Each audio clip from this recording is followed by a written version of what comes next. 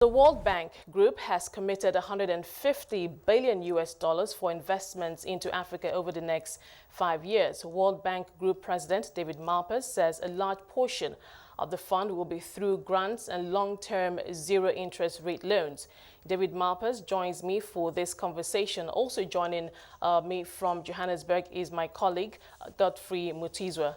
Thank you, David, for taking the time out to join us today. Hello, Esther. Hello, Godfrey. Happy to. Also, thank you, Godfrey, for joining us too. David, let me get right to before I go into the World Bank's plans for in terms of particularly in the area of funding for Africa. I'd like to quickly just take you up on some of the comments you made at the just concluded Financing African Economy Summit.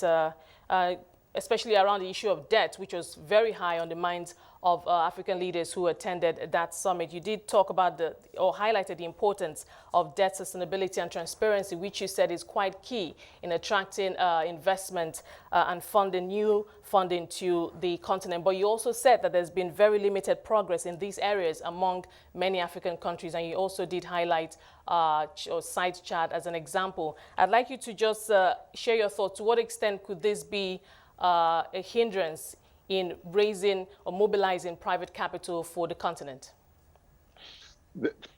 Thank you. The Paris conference was on Tuesday, and there were leaders from around Africa, and many of them mentioned both the debt challenges and also the vaccination challenges, the climate challenges. With regard to debt, there's a huge need for Africa to get new investments that are transparent, that are productive within their economies. And one of the challenges is the debt. There's so much debt on some of the countries. It's an overhang that blocks new investors from coming in. A little over a year ago, I called for a moratorium on debt payments during the pandemic. Kristalina Georgieva of the IMF joined in that. And then the G20 endorsed a suspension initiative, but on payments, but remember the interest was still being charged on those payments. And so it didn't reduce the amount of debt, it delayed the payments.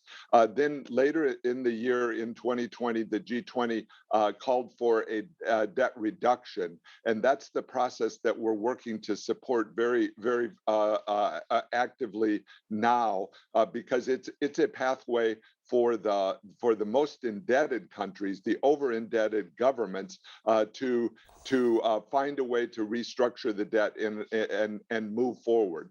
And that's what we're working on in Chad. The challenges, though, are that some of the big private sector creditors have make it difficult to restructure the debt because of the way their contracts are written. One of the big challenges is many times the contracts have been written in a way that has collateral, meaning the goods are already taken from the country, or sometimes there are non-disclosure clauses in the contracts that make it very difficult to restructure. So that's what we're working hard on now for the countries that want to be part of the common framework of the G20. Now, for the common framework for debt treatment, what assurances are there that we wouldn't see what happened with the DSSI, where, as you just mentioned, we saw very low participation on the part of private creditors? There isn't any supranational legal mechanism in this common framework to compel them to participate. I'm just wondering, how is this going to be different?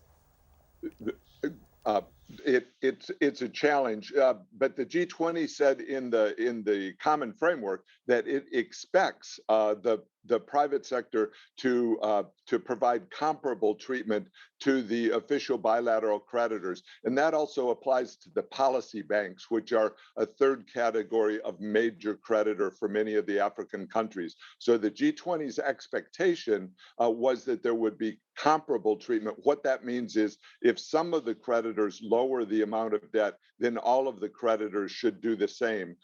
And so far that's a challenge. There's not the legal pathways or not the the pathways to force or push forward with that kind of comparable treatment, but it's the only real way to get enough of the debt relief that the countries can have light at the end of the tunnel. That's one of the things that we're working on now to try to find ways to move this forward toward debt sustainability. That's key for the countries and for the people of the countries. We're really wanting to make sure that the people in the countries don't have a pathway where they can get out of the debt burdens that their governments have been taking on. Yeah. David, I welcome you virtually to Johannesburg. It's a little bit cold for this time of the year here, but it's a very warm welcome from all of us here. I wanted to know from your perspective. So you announced this initiative where you speak about $150 billion in support over the next 5 years. But I wanted to take you a step back. Having announced this package, I'm sure now you've had a better understanding, if you like, of the damage that was wrought by COVID-19. I wanted a quick summary, if you like, of that damage, which countries, which regions, and which sectors, and then to talk about where you're targeting the assistance. There are so many parts of the damage. One is the death itself, and the people that got COVID and are still feeling the effects of COVID. Another part of this is the economic recession, which was particularly deep for the poor worldwide, and especially in Africa. And then we need to take into account the health consequences for people if they missed their other vaccinations, and that's a big problem, and one that we want to highlight and communicate. The children should be getting the vaccinations that they normally would get, and there needs to be methods to do that by the vaccination agencies. And then education had taken a real setback. Many schools closed. That's true worldwide, and those children lost months and months of education. They moved backward a little bit rather than moving forward. So the gap in education is of great concern. We've encouraged countries to reopen schools as quickly as they can in a safe way, but that brings children to nutrition programs, to vaccination programs, and to education programs. Those are all key, and it's been a devastating loss for countries, for developing countries, and especially in Africa. Some of the poorest countries are suffering food insecurity now, which is another major problem and challenge as prices go up in the advanced economies. Yeah. So in your response then, you are releasing this $150 billion over the next 5 years. I wanted to know where that money is going, and I wanted to know the overall goal of the interventions that you are launching. Thank you. So over the last 10 years, the bank put in $200 billion of investments into Africa. And so this $150 billion is the next 5 years. So that shows the acceleration of the pace of lending and investment grants and very low interest rate loans by the World Bank Group into Africa. A primary source of those is IDA, the International Development Association. We're currently in a replenishment process for IDA, and the donor countries have been very pleased with the performance of IDA as a platform for delivering benefits to the poorest countries. 75 countries within IDA that need the most aid in terms of grants, and so we're pleased with the progress that we're making. We hope to conclude that replenishment by year end, and then on that same cycle, that allows money to flow to African countries based on the investment programs that are being done across the continent, and also on support programs when reforms are taken that can add to the growth rates. And so we work, as you know, the World Bank is very country focused. So we have country directors and country managers that are a very important part of the country planning process for our organization. And on the IFC side, the International Finance Corporation, we have similarly people in countries who are looking to help the private sector expand and to make transactions that will bring jobs. So these are all the key mission and goals are to create jobs, to reduce poverty, to increase the living standards, the per capita income, but broadly construed the living standards, and that means climate change is part of the mission that we're trying to achieve. All right, David, I'd like to quickly take you up on the issue of vaccine access. You did mention that, I know that this is also something that the World Bank has as a key focus, but you have stressed the importance, the need for greater transparency in contracts between governments, pharmaceutical companies, and organizations that are involved in vaccine production and delivery. And you say this is very important because to help facilitate direct financing. Can you shed more light on that for us? Yes. So vaccines are hard because you need to have the supply of vaccines and then you need to distribute them, actually put shots in arms or jabs in arms of people in order to get the benefit. We have been working with the countries themselves. 38 African countries have asked for World Bank assistance and programs with vaccinations. That builds on our healthcare programs that are continent-wide. And so we have several parts of the process. One is to get programs with countries. That begins the process and is important to line up the financing that can be available when vaccines become available. Then second, we're urging strongly those countries in the world that have excess vaccines to free them up so that they can be sent to programs and actually administered to people. Yesterday we put up a website. It's a aggregation, very powerful, that shows all of our programs and in detail. It's the actual documents. And one of the things we've encouraged strongly in this vaccination process is transparency by all the different partners. That means the manufacturers, because it's been unclear how many vaccines have been delivered and how do they select who's going to get the vaccines. So the transparency is important for the manufacturers and also for the intermediaries. And we're encouraging all of the partners to be as transparent as possible so that countries know when the vaccines will be arriving. So we put our programs on the website. We're encouraging others to do the same so that a country and people in the country can look at the actual program documents and see how they're going to be administered in their countries in a fair manner that moves quickly through the population. That's what we're achieving. We have funding available, so that hasn't been the major obstacle. The major obstacle is the actual contracts for supply that has been difficult to achieve from the advanced economies and the manufacturers. Yeah. David, I've got a two-pronged approach here on my next set of questions to you. The first one is to ask if COVID-19 doesn't give us an opportunity to redraw the map of Africa from an economic perspective to the extent that the World Bank and the IMF did with Europe after the Second World War. I'm asking the question here, David. Can't we throw away the rule book? Can't we simply take the approach that says Africa has been devastated by COVID-19 and let's put away all these conditionalities. Let's just help this continent get onto a proper level platform so it's able to economically grow and catch up with the rest of the world. And then the second part to that question relates again to the ability of Africa to respond to the crisis, the issue of climate change.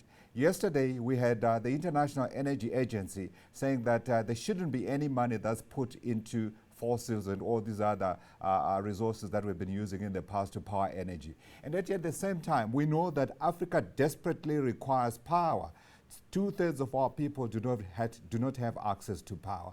How do we stop investment into these areas while at the same time saying Africa must catch up with the rest of the world? Thank you, Godfrey.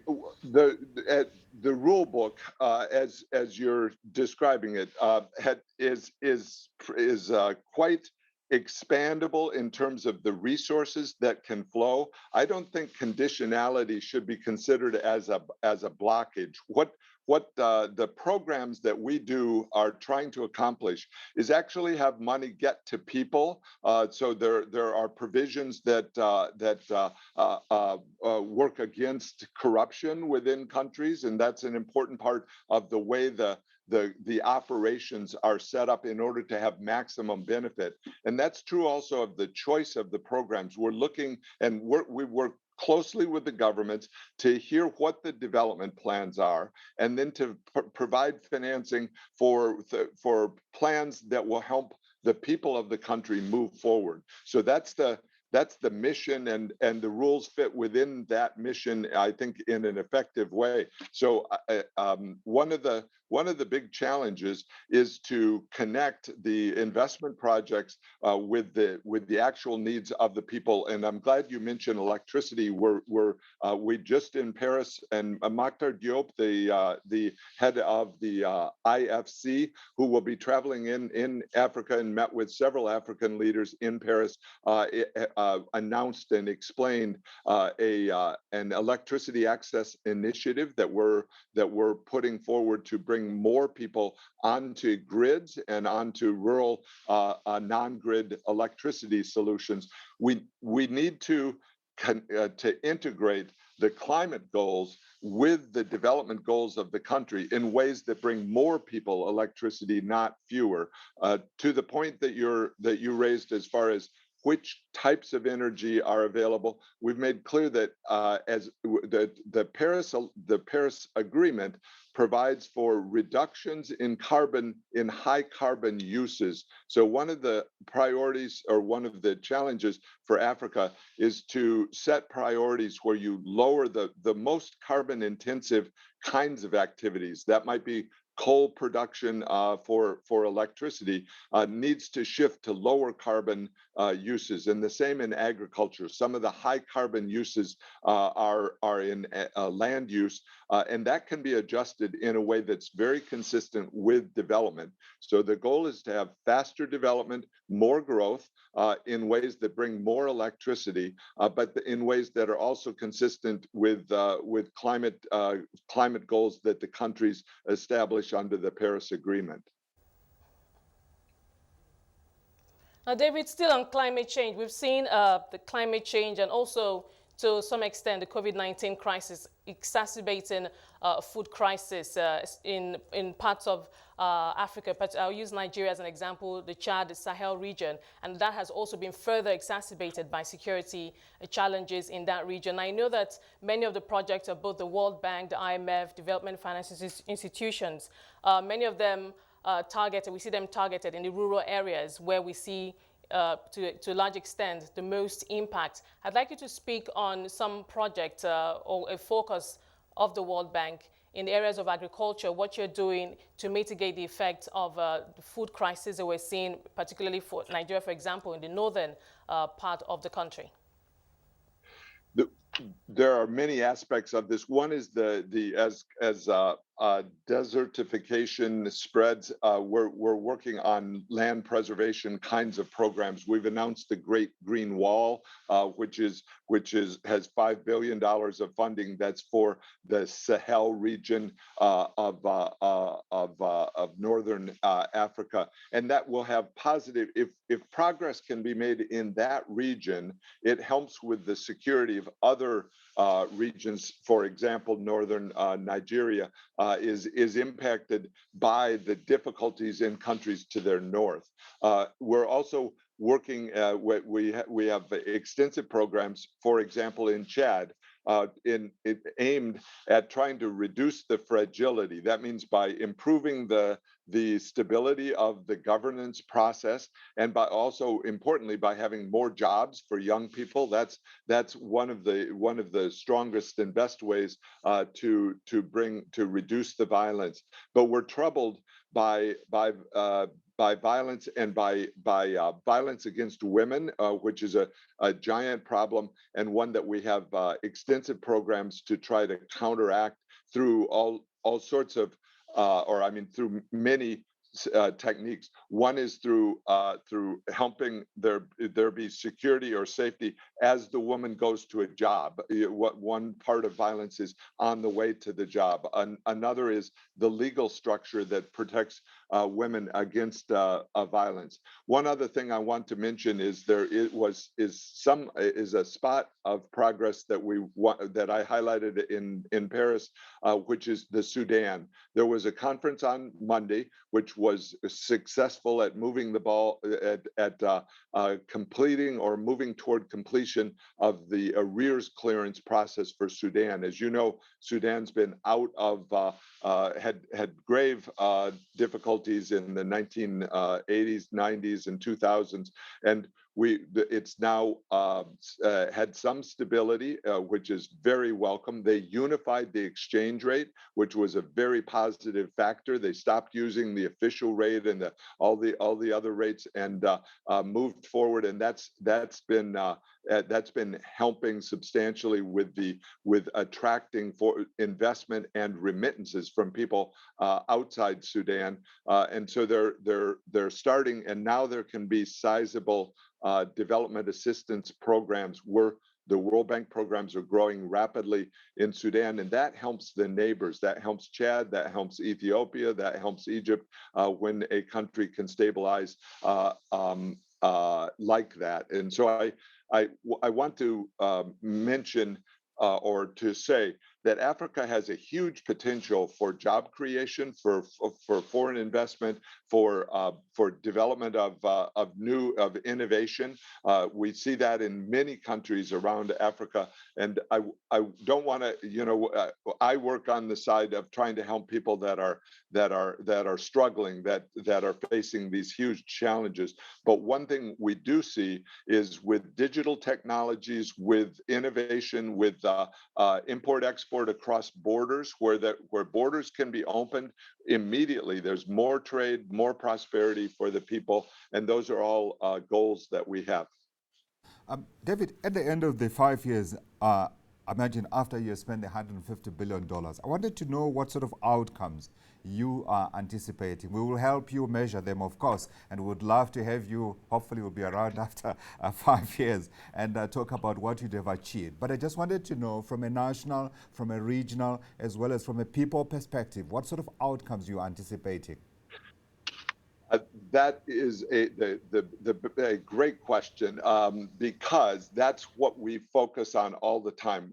What I would like to see with the addition of the money, but importantly, the dialogue that occurs between the World Bank and the countries, between the international community as a whole, and the governments of the countries and the people, that you would have children that are better educated, better nutrition. You would have women that are less fearful of violence and have some access to money, so that they can start a business, they can save some money. I would like to see the energy structure more rational. That means more electricity access for hundreds of millions of people, really, for Africa, in ways that are less carbon intensive. And that should attract, that's a very investable proposition if it can be designed and pushed forward.